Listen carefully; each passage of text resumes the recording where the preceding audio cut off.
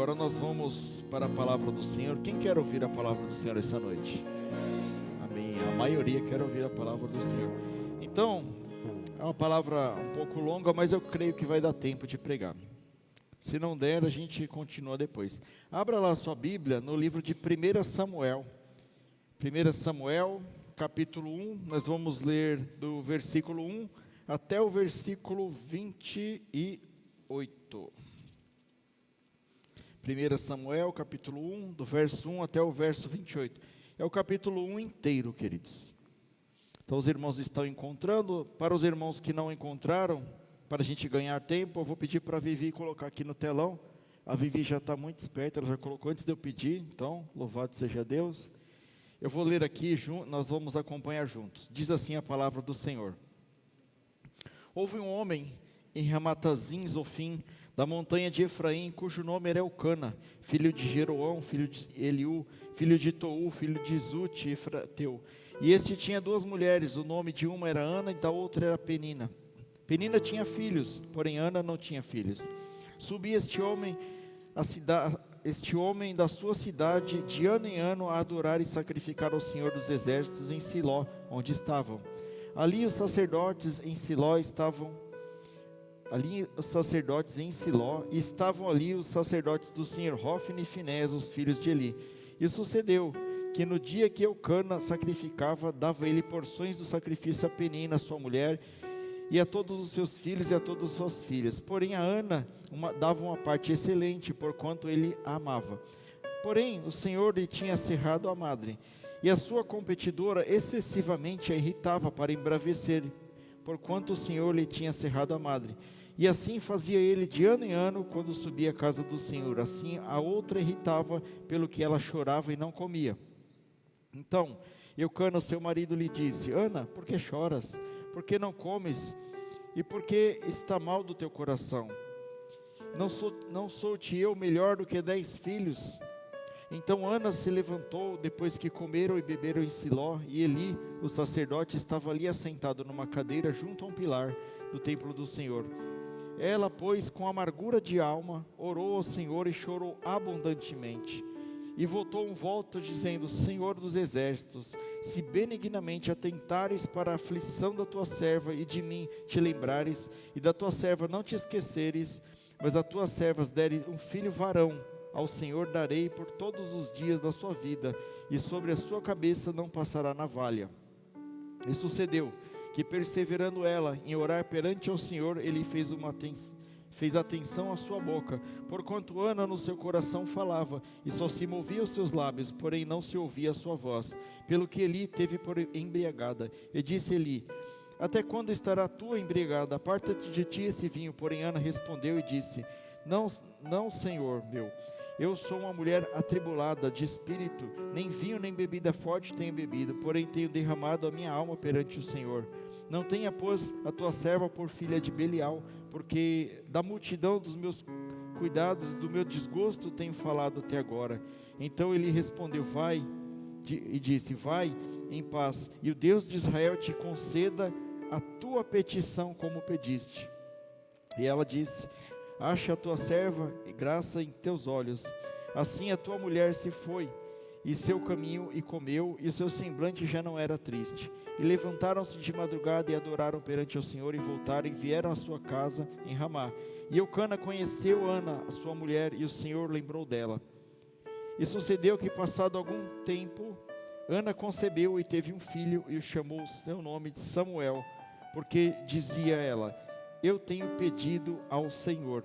E subiu aquele homem Eucana com toda a sua casa a sacrificar ao Senhor o sacrifício anual e a cumprir o seu voto. Porém Ana não subiu, mas disse ao seu marido: porquanto o menino for desmamado, então o levarei, para que apareça perante o Senhor, e o Senhor lá fique para sempre. E Eucana, seu marido, lhe disse: faze o que te faz parecer bem aos teus olhos. Fica até o desmamares, tão somente conforme o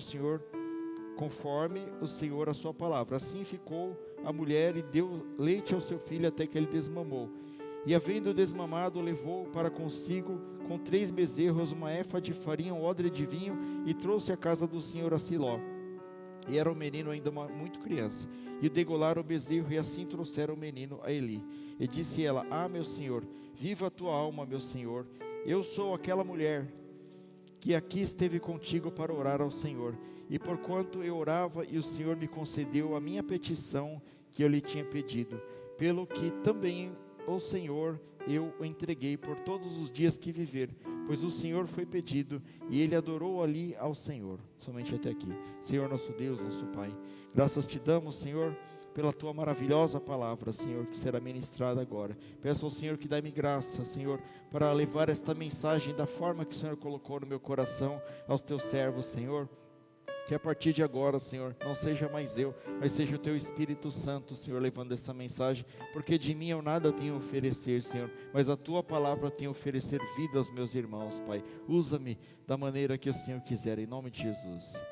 Queridos, eu fiz questão de ler o texto todo aqui, para que os irmãos pudessem entender o contexto. Aí os irmãos podem estar perguntando: pastor, mas já não foi pregado na sexta-feira passada essa mesma mensagem? Não é a mesma mensagem, foi a mesma palavra base, mas os irmãos vão entender. E eu dei um título a essa mensagem, queridos: Deus não é injusto. Deus não é injusto. Tem momentos na nossa vida que nós pensamos, que Deus se esqueceu de nós. Tem momentos na nossa vida que nós estamos passando por uma profunda dor, uma angústia avassaladora, inquietados, desassossegados. E nessas horas passa na nossa cabeça muitas coisas. E dentre elas nós sentimos, que essas circunstâncias que nos atordoam, esses sentimentos, eles nos perturbam. E parece que Deus está longe, parece que Deus não está se importando conosco. Parece que Ele está insensível, parece que Deus está calado diante da nossa dor. Nessas horas nós temos a sensação de que Deus se esqueceu de nós. E se você se sente assim, eu quero te dizer que Deus jamais se esqueceu de você, que Deus jamais te abandona. Pode ser que Ele não esteja te respondendo, mas assim como Ana, Deus, Ele ouve a sua oração. A palavra de Deus diz que ainda que uma mãe se esquecer de seu filho, Deus nunca se esquecerá de você. Ainda que seu pai e a sua mãe te desamparem, Deus jamais vai se esquecer de você. E eu gostaria de começar com um exemplo de perseverança. Havia um homem chamado Edmund Hillary. Ele era um grande esportista neozelandês. Em 1952, o sonho deste homem era conquistar algo inédito. Era algo assim, ousado, avassalador, algo que até então ninguém havia conseguido, que seria nada mais nada menos do que escalar o Monte Everest. Até então ninguém tinha conseguido essa façanha. E este esportista, ele se preparou por muito tempo, e no ano de 1952 ele tentou subir a 8.800 metros de altitude do Monte Everest, que para os irmãos que não sabem, é a montanha mais alta do planeta Terra. E ele não conseguiu, não obteve êxito, ele obteve um fracasso. E tempos depois disso, ele foi convidado por uma TV inglesa, por uma rádio inglesa, a dar uma entrevista, a explicar os seus feitos, por que ele não conseguiu, quais que foram as dificuldades. E lá estando, ele percebeu que havia um grande auditório, e o pessoal que organizou todo aquele evento, fez questão de colocar uma grande imagem na parede do Monte Everest. E este homem, ao ver, a imponência do Monte Everest naquele quadro, ele se achega àquele quadro, ele fala assim para aquela imagem do Monte Everest: Monte Everest, eu não consegui te vencer este ano, você não tem mais o que crescer, mas eu ainda posso evoluir bastante, e eu ainda vou vencê-lo. E queridos, no dia 29 de maio de 1953, às 11 horas da manhã, este homem, Edmund Hillary, foi o primeiro homem a escalar o Monte Everest, o monte mais alto do planeta. E o que eu quero trazer com isso para você? Este homem, depois que ele conseguiu este grande feito, muitas outras pessoas seguiram o seu exemplo e conseguiram êxito através dele. Mas ele teve que ser uma pessoa perseverante, ele teve que ser uma pessoa que não desistiu dos seus sonhos, ele não desistiu.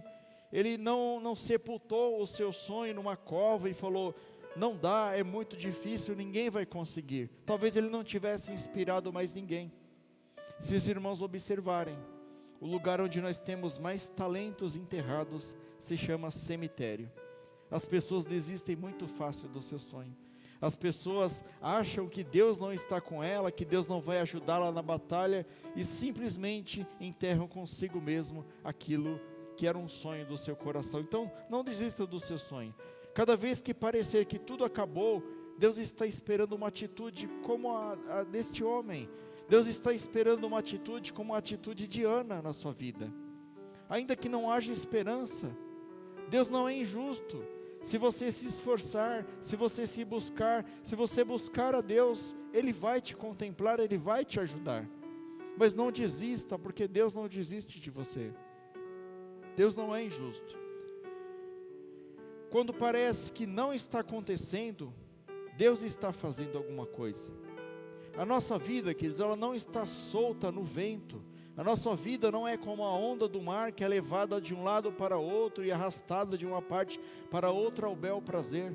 A nossa vida, ela está no controle de Deus. Se você é o filho de Deus, a sua vida está no controle de Deus, apesar de parecer que não. Então nós não somos jogados de um lado para o outro, porque Deus é Deus todo-poderoso. Todo controle, todo poder e toda autoridade está nas suas mãos.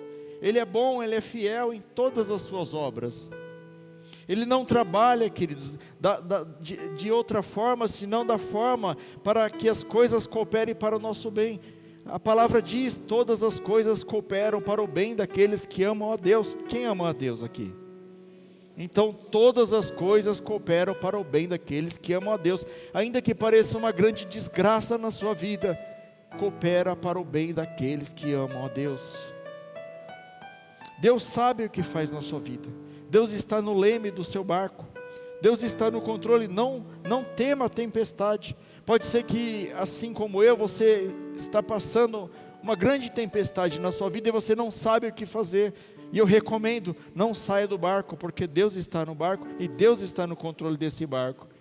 Ele está no controle da história, Ele está no controle da humanidade, Ele está no controle dos governos. Deus tem todo o poder e toda a autoridade.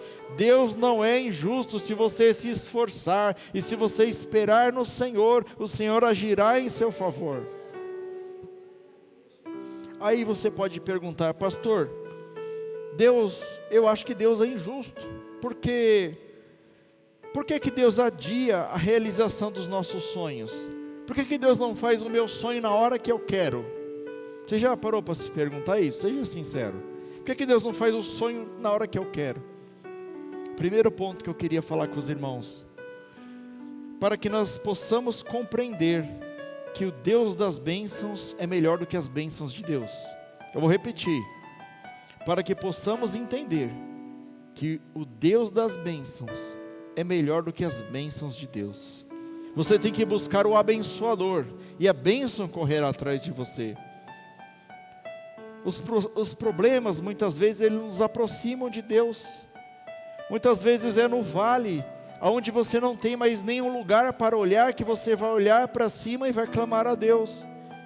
É no fundo do poço, onde não tem mais aonde você recorrer, que você só tem que olhar para cima, e quando você olha para o alto, você vai ver a Deus na sua vida. E às vezes você está tão afastado de Deus, às vezes você negou tanto a Deus, às vezes Deus ficou com uma importância mínima na sua vida, que às vezes é necessário Deus permitir algumas coisas na sua vida, para que você o busque, para que você se achegue de volta a Ele. Porque Deus diz que de maneira nenhuma Ele lançará fora aqueles que o Pai o dá. E é nessas horas que nós aprendemos uma profunda lição. Às vezes Deus adia o nosso sonho, para que nós os coloquemos em primeiro lugar. Deus tem sido colocado em primeiro lugar na sua vida? Porque a palavra de Deus diz lá em João 19:25, porque eu sei que meu Redentor, em Jó, porque eu sei que meu Redentor vive, e que por fim se levantará sobre a terra. Ainda que as coisas estejam como na vida de Jó, ainda que você esteja doente, ainda que você perdeu um familiar, ainda que as suas finanças não estejam bem, ainda que você perdeu tudo, ainda que seus amigos estejam te culpando, você tem que declarar como Jó: porque eu sei que o meu Redentor vive e que por fim se levantará sobre a terra. Nós não podemos perder a nossa fé no Senhor, queridos, porque se Ele prometeu: eis que eu sou convosco todos os dias, até a consumação dos séculos. Deus não é homem para que minta, e nem filho do homem para que se arrependa. Se Ele prometeu, Ele há de cumprir na sua vida. E você está preocupado, você está blasfemando contra Deus. Jamais, queridos, jamais murmure contra Deus. Se teve uma coisa que impediu o povo de entrar na terra de Canaã, e essa é uma lição do homem ao máximo, foi a murmuração. O povo murmurava da comida, do maná, murmurava que não tinha água, murmurava que não tinha cebola, murmurava de tudo, e Deus os impediu de entrar em Canaã. Para que você não seja impedido de entrar no reino celestial, jamais murmure contra as coisas de Deus, queridos. Porque Deus, Ele tem um plano, e Deus, Ele vai te levar para lá. Deus, Ele quer ter uma intimidade com você, e a intimidade tem que ser a nossa maior necessidade de Deus. Nós temos que desejar ser íntimos de Deus, e não apenas receber as coisas de Deus. Às vezes você está clamando: Senhor, é a cura do meu parente, se Deus curar meu parente, eu vou ser íntimo do Senhor. Mas será que isso é verdade, queridos? Será que não é melhor você se tornar íntimo de Deus primeiro, e as demais coisas Ele acrescenta na sua vida? Busque primeiro o reino do céu e a sua justiça, e as demais coisas vos serão acrescentadas. É nesse momento que nós aprendemos as maiores lições da nossa vida. Você já viu alguém aprender alguma coisa numa festa? Não aprende, queridos, mas num momento de luto, no momento de dor e de sofrimento, é o momento que vocês mais aprendem as coisas. Eu vou dar um exemplo para vocês aqui. Quem usa internet? Todo mundo usa internet aqui. Meu celular deu uma vibrada aqui, agora é internet. Você sabia que a internet, ela foi inventada durante uma guerra? A internet foi inventada como uma forma de comunicação para que os alemães não conseguissem captar os sinais dos norte-americanos e tal, e foi feita uma rede de comunicação. Não vou entrar nos detalhes técnicos aqui, mas ela foi criada num momento de dificuldade. Quem já ouviu falar de uma luta chamada Krav Maga? É uma luta israelense. Momentos de guerra, eles precisaram aprender a lutar. As maiores invenções da humanidade, queridos, elas foram feitas em momentos de luta. Então, pode ser que Deus te colocou numa luta, você está numa luta agora, e o conselho que eu te dou: Deus não é injusto, não blasfeme contra Deus, não murmure contra Deus, porque Deus, Ele tem algo grande para você lá na frente. A palavra diz que quando nós somos fracos é que fortes estamos, porque nós somos sustentados pelo próprio Deus. Nossos desejos não são satisfeitos via de regra, e nos levam muitas vezes à presença de Deus, a buscar a Deus. Veja bem, às vezes essa luta que você está enfrentando é uma bênção na sua vida. Todos nós enfrentamos luta. Jesus Cristo, Ele curou um homem. Aí você diz: pastor, fala uma novidade agora aí, porque essa daí é muito nova, né? Jesus curando um homem. Mas não foi qualquer homem. Jesus curou um homem chamado Malco. Jesus estava no Getsêmani, e ele estava ali agoniado, e ele estava suando gotas de sangue, e quando ele desce ali junto com os discípulos, vem Judas Iscariote junto com os soldados dos fariseus, para capturar Jesus, para bater em Jesus, para perseguir Jesus. E dentre eles vem um soldado chamado Malco, e Pedro saca da sua espada e corta a orelha daquele homem. E no momento de maior dor de Jesus, naquele Getsêmani, no momento em que Jesus havia sido traído e entregue aos fariseus por Judas Iscariotes, Jesus realiza a cura na orelha daquele homem. E a lição que eu quero deixá-lo é que aquele homem veio para feri-lo. E pode ser que o lugar onde você está agora, você está sendo ferido, você está sendo machucado. Mas lembre-se, no lugar do seu maior sofrimento é onde Deus vai mais te usar, queridos. No seu lugar de maior sofrimento é onde Deus vai mais te usar. Então não desanime. A palavra de Deus diz lá em Romanos capítulo 5, verso 3 ao 5, ela diz assim: e não somente isto, mas também nos gloriamos nas tribulações. Olha só, nós temos que nos gloriar nas tribulações, sabendo que a tribulação produz paciência, e a paciência, experiência, a experiência, esperança, e a esperança não nos traz confusão, porquanto o amor de Deus é derramado em nossos corações, pelo Espírito Santo que nos foi dado. Você fica falando aí nos louvor, vem Espírito, vem Espírito, vem Espírito. Aí como que o Espírito vem? Na tribulação, na dor, na luta. Você quer o Espírito Santo ainda? Você quer seguir Jesus? Teve um que foi seguir Jesus, Jesus falou, olha, os pássaros e as raposas têm até o seu lar lá, mas o Filho do Homem não tem onde reclinar a cabeça. Você quer me seguir mesmo assim? Querido, seguir a Cristo não é brincadeira. E a gente acha que é um mar de rosa. Talvez pregaram para você, vem para Jesus que os seus problemas acabaram. Vem para Jesus que não vai mais faltar dinheiro para você, não tem mais luta, não tem mais sofrimento. Isso está na Bíblia? Tá. Mas queridos, não é agora não, viu? É quando a gente partir ou quando Ele voltar. Então não desanima, queridos. Às vezes você fica aí nessa luta aí, mas o Senhor não está me ajudando. É isso que Cristo nos prometeu: no mundo tereis aflições, mas tende bom ânimo, porque eu venci o mundo. Deus trabalha na nossa vida de tal forma que Ele transforma um sofrimento numa coisa boa para nós. Lá em Tiago, capítulo 1, verso 2, diz assim: meus irmãos, tende grande gozo quando caídes em várias tentações, sabendo que a prova da vossa fé opera a paciência. Nós devemos, por isso, queridos, nos alegrar por atravessar várias tribulações. Pastor, mas que loucura que você está falando, tem que ficar alegre quando eu estou sofrendo. E tem outro jeito, irmão, tem outro jeito, você escolhe sofrer. Mas se o sofrimento vem, glória a Deus pelo sofrimento. O sofrimento veio e tirou seu emprego, glória a Deus. O sofrimento veio, levou um familiar seu, glória a Deus. O sofrimento está te fazendo ficar noites sem dormir, glória a Deus.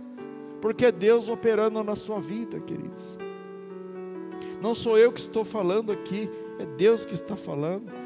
Porque no sofrimento nós somos quebrantados, nós somos colocados ali numa posição humilde, de clamar, de pedir a ajuda de Deus.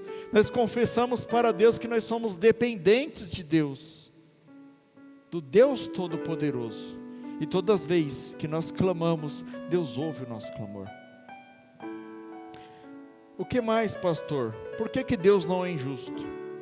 Muitas vezes Deus Ele adia os nossos sonhos, queridos, para que nós possamos entender o tanto o ordinário como o extraordinário de Deus são presentes dele. O que é isso aí, pastor? Não entendi nada. O ordinário e o extraordinário são presentes de Deus. Quando Samuel nasceu, Ana, nós lemos aqui, ela viu o milagre de Deus. Ela sabia que ela não teria uma gravidez normal, que aquilo é algo sobrenatural, o fruto da intervenção sobrenatural de Deus na sua vida. Ana sabia que Samuel era o fruto da resposta de oração.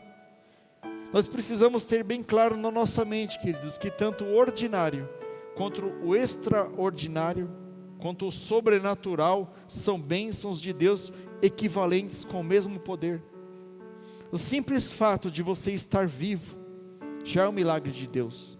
O simples fato de você ter o alimento e você poder se alimentar sozinho, já é um milagre de Deus.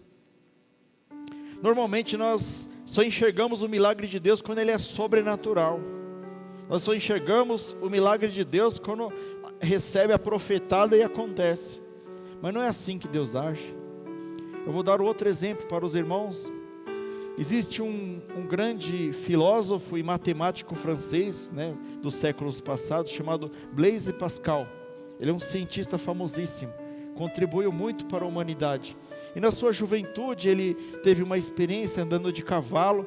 Ele pegou e caiu de cavalo, rolou e não aconteceu um arranhão nele. Ele chegou para o pai dele e falou assim: pai, eu tive uma grande bênção hoje, um grande livramento. Eu caí do cavalo e nada me aconteceu. Aí o pai dele falou assim: Pois bem, eu tive uma bênção igual à sua. Eu andei de cavalo as mesmas 15 milhas que você andou. E o cavalo não caiu e não aconteceu nada, eu também estou aqui sem nenhum arranhão.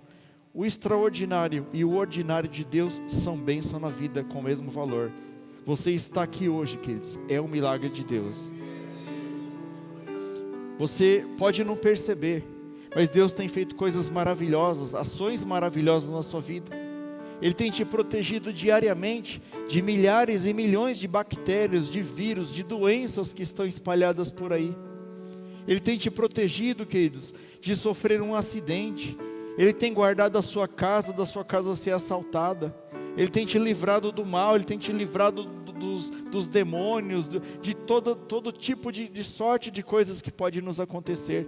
E por você estar vivendo apenas a vida normal, você acha que nada está acontecendo, mas você não sabe no mundo espiritual a batalha que está acontecendo. É Deus te guardando o tempo todo. Temos que ser gratos a Deus, porque Deus não é injusto conosco, nunca foi e nunca será.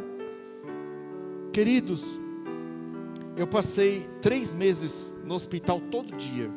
Eu vou falar uma coisa para vocês. Existe parede de hospital que já viu oração muito mais sincera do que as paredes dessa igreja aqui.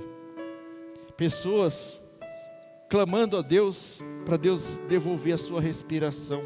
Pessoas clamando a Deus para voltar a andar. Pessoas clamando a Deus para ser libertos de um câncer. E muitas vezes nós não damos valor para as coisas que acontecem aqui. Nós não damos valor para a palavra de Deus.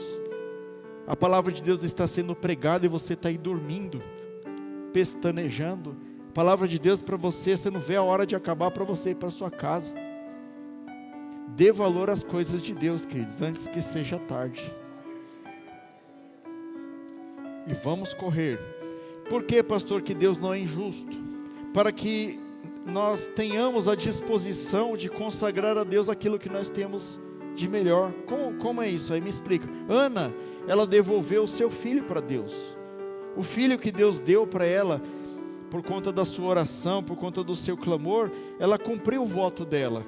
Ela pegou aquilo que era mais importante, aquilo que ela tanto queria, depois que desmamou, depois que amamentou, e eu fiz questão de ler tudo aqui, e ela entregou na casa do Senhor, ela devolveu ao Senhor. Posteriormente, por essa atitude de Ana, Deus o abençoou muito mais. Se não fosse esse entendimento de Ana, queridos, talvez Samuel tivesse virado na vida dela uma espécie de ídolo, o centro da razão do viver de Ana. Se não fosse essa visão de Ana, ele teria virado um ídolo na vida dela, um mamon na vida dela. Muitas pessoas transformam a bênção de Deus em ídolos. Muitas vezes Deus não concede a bênção que você tanto pede, a casa na praia, o carro que você tanto quer, porque vai virar um ídolo na sua vida e você vai abandonar Deus. E se isso for te afastar dele, ele não vai atender, queridos. Não porque Deus é egoísta, é porque você vai adorar aquilo vai te afastar de Deus e depois você vai para o inferno. Infelizmente. Tem gente que vive em função dos filhos, tem gente que vive em função da esposa, tem gente que vive em função de ministério, mas se esquece de Deus. Então Ana não buscou transferir para Samuel, a compensação das suas frustrações. Ela não usou Samuel como um troféu para exibir a Penina e falar: olha aqui, você falou que eu não gerava, está aqui. Não, ela consagrou a Deus aquilo que ela tinha de mais importante na vida dela. Pelo contrário, ela entregou nas mãos de Deus. E será que se Deus conceder o desejo da sua oração, você vai continuar firme com Deus? Eu pergunto para você, e eu já sei a resposta e eu afirmo: ainda bem que Deus ele não atende todas as nossas orações. Nós não sabemos como pedir nem o que pedir, mas Deus sabe de todas as coisas. E eu pergunto: o que você tem oferecido a Deus? Qual o seu melhor? Você tem colocado as primícias no altar de Deus? Ou você tem chegado a Deus com mãos vazias? Na época do profeta Malaquias, as pessoas entregavam sacrifícios para eles, animais cegos, animais aleijados, entregavam qualquer porcaria na mão de Deus, sacrificavam qualquer coisa na mão de Deus. Aí você diz: pastor, mas acabou isso, mas a gente não tem que sacrificar mais nada. Temos sim que sacrificar a nossa vida, entregar a nossa vida no altar de Deus, e tudo que você tem dado para Deus é o resto que sobra.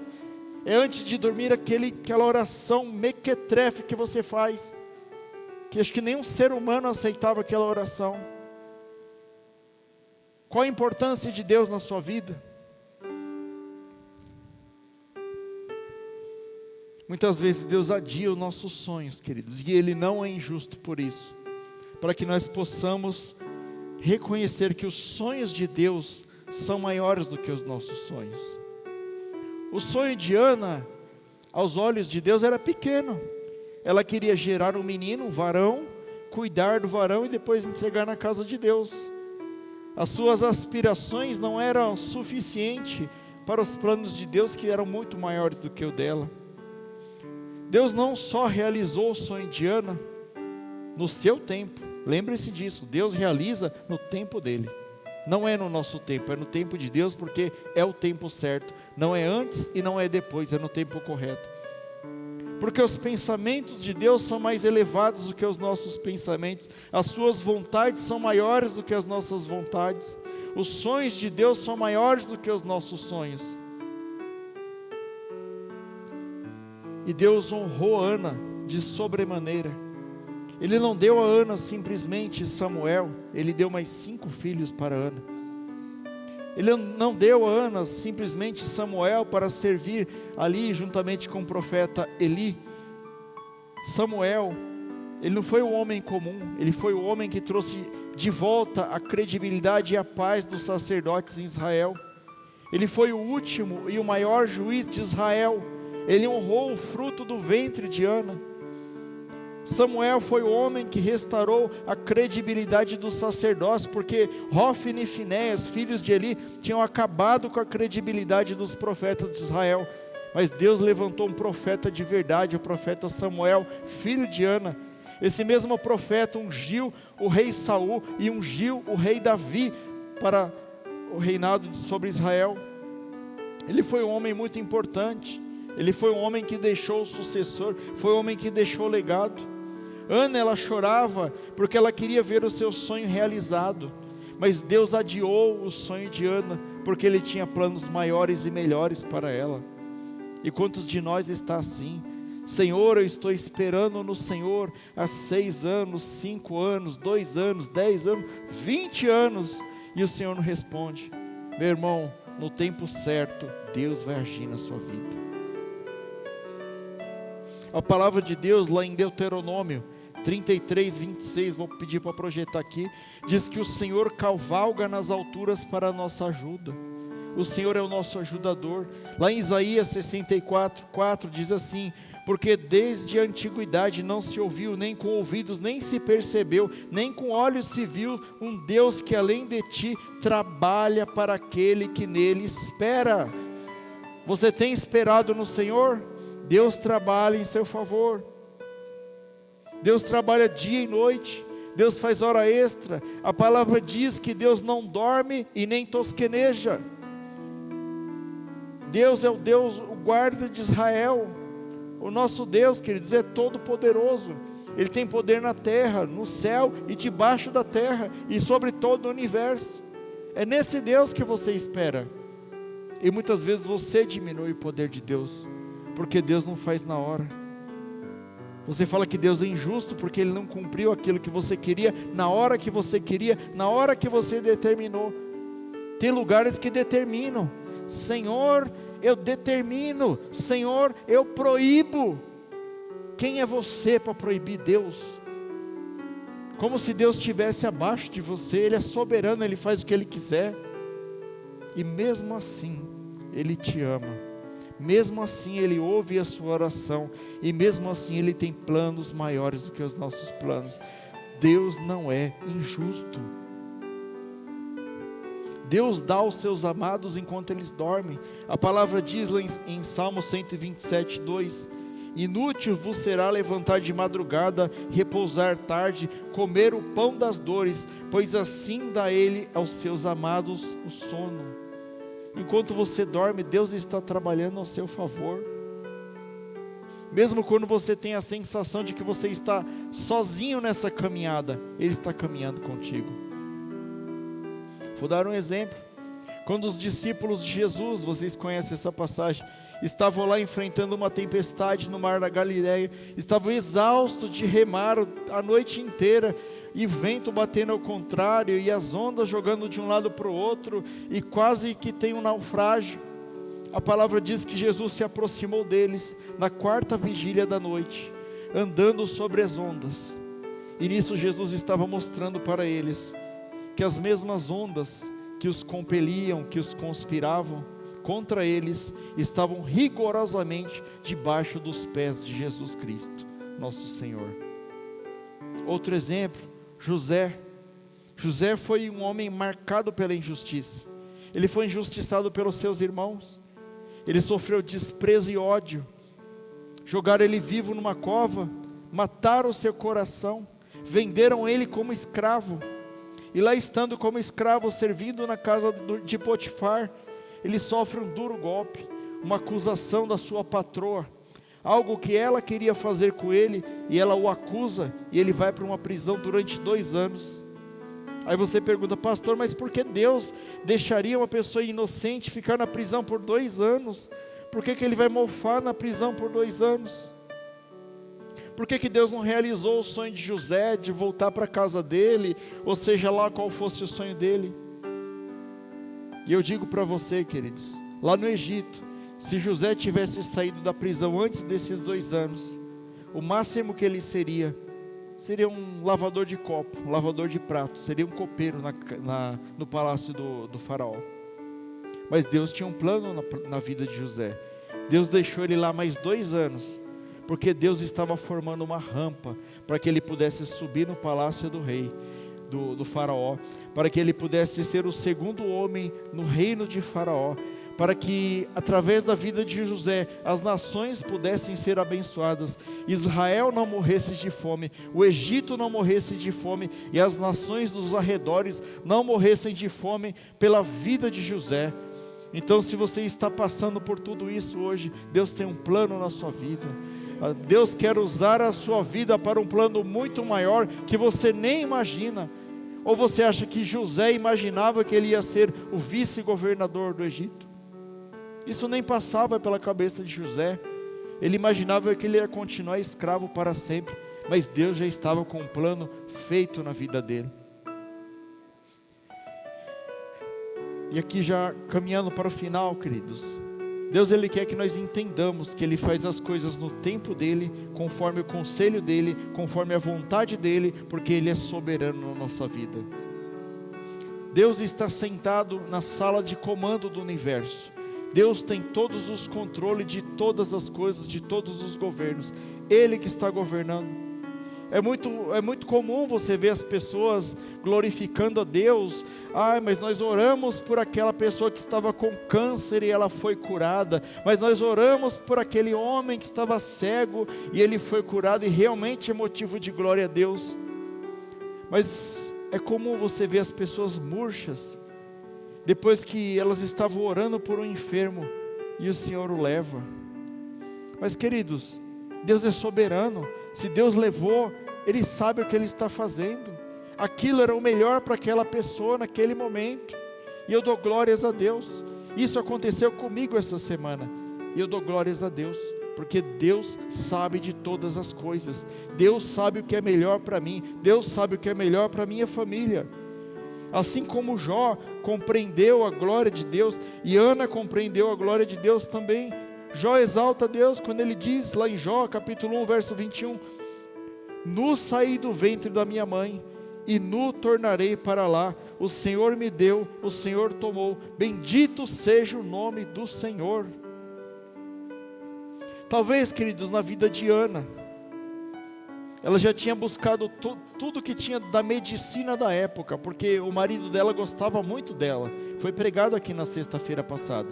Eucana foi um homem de Deus, e Eucana fazia tudo por aquela mulher. Talvez ele já tivesse buscado tudo que era possível, toda a medicina da época, e ao buscar a medicina foram tiradas todas as esperanças dela. Mulher, essa é uma doença incurável. Todos diziam para ela: você precisa se conformar. Mas Ana continuou crendo em Deus, continuou crendo no Deus do impossível.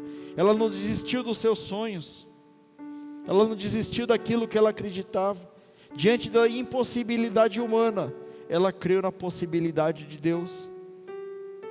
E agora Deus olha para o seu coração, e eu peço que você olhe para o seu coração agora, e eu pergunto para você: em qual desses momentos você está? Você está no momento de alegria? Glória a Deus. Você está passando por algum desses momentos de luto ou de luta? Como você vai reagir a partir de agora? Deus não deixou de agir milagrosamente nos nossos dias. O mesmo Deus que fazia milagres que nós lemos na Bíblia é o mesmo Deus que está aqui e agora, e é o mesmo Deus que age poderosamente. Mas Deus precisa de uma contrapartida, Ele precisa de um relacionamento com Ele. Ele precisa que você creia nele, que você creia no Deus dos milagres e não nos milagres de Deus, porque Ele pode fazer muito na sua vida. E para finalizar, eu quero colocar o último versículo aqui, o Cântico de Ana. Essa mulher maravilhosa que presenciou tudo isso na vida dela. Ela diz assim, em 1 Samuel, capítulo 2, verso 8: levanta o pobre do pó, e desde o monturo exalta o necessitado, para fazer assentar entre os príncipes, para fazer herdar o trono de glória, porque do Senhor são os alicerces da terra, e assentou sobre eles o mundo. Esse foi o Cântico de Ana. Eu queria que você ficasse de pé, eu vou orar por você, e a gente vai louvar, e eu já passo a palavra para o pastor.